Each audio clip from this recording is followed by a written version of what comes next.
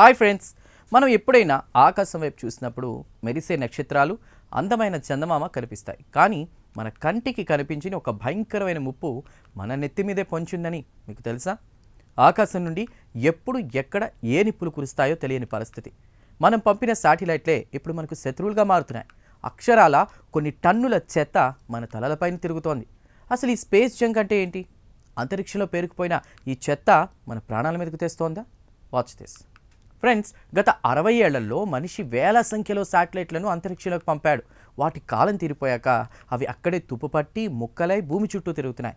సుమారు 13 కోట్ల చిన్న చిన్న చెత్త ముక్కలు ఇప్పుడు గంటకు 28,000 కిలోమీటర్ల వేగంతో ప్రయాణిస్తున్నాయి. అంటే ఒక చిన్న పెయింట్ ముక్క కూడా తుపాకీ బుల్లెట్ కంటే కూడా వేగంగా వచ్చి తగిలితే కొత్తగా పంపే శాటిలైట్లు అంతర్జాతీయ అంతరిక్ష కేంద్రం ముక్కలు ముక్కలు అయిపోతాయి.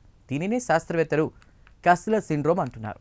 అయితే ఇదంతా అంతరిక్షంలోనే ఉంటే పర్లేదు, కానీ ఈ మధ్య కాలంలో ఈ పాత శాటిలైట్ ముక్కలు నియంత్రణ కోల్పోయి భూమి మీద పడుతున్నాయి. రీసెంట్గా చైనా పంపిన ఒక రాకెట్ ముక్కలు మన హిందూ మహాసముద్రంలో పడ్డాయి.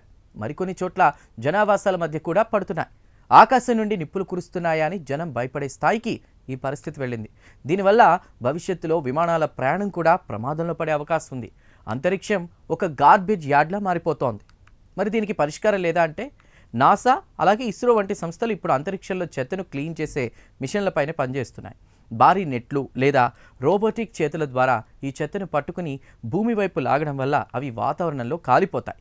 కానీ లక్షలాది ముక్కలను క్లీన్ చేయడం అంత సులభం కాదు. మనం భూమిని కలుషితం చేసింది చాలక ఇప్పుడు అంతరిక్షాన్ని కూడా ఆ గతికి తెచ్చాం. ఇప్పుడే జాగ్రత్త పడకపోతే భవిష్యత్తులో మనకు ఇంటర్నెట్ కానీ జీపీఎస్ కానీ అందకుండా పోయే ప్రమాదం ఉంది. చూశారు కదా ఫ్రెండ్స్, అభివృద్ధి పేరుతో మనం చేస్తున్న పొరపాట్లు మనల్నే దెబ్బతీస్తున్నాయి. మరి ఈ స్పేస్ జంక్ గురించి మీరేమనుకుంటున్నారు? ప్రభుత్వం దీనిపై కఠిన చట్టాలు తేవాలా? కామెంట్స్లో చెప్పండి. వీడియో నచ్చితే లైక్ చేయండి, మీ ఫ్రెండ్స్కి షేర్ చేయండి. ఇలాంటి ఫ్యూచరిస్టిక్ వార్తల కోసం సబ్స్క్రైబ్ చేసుకోండి.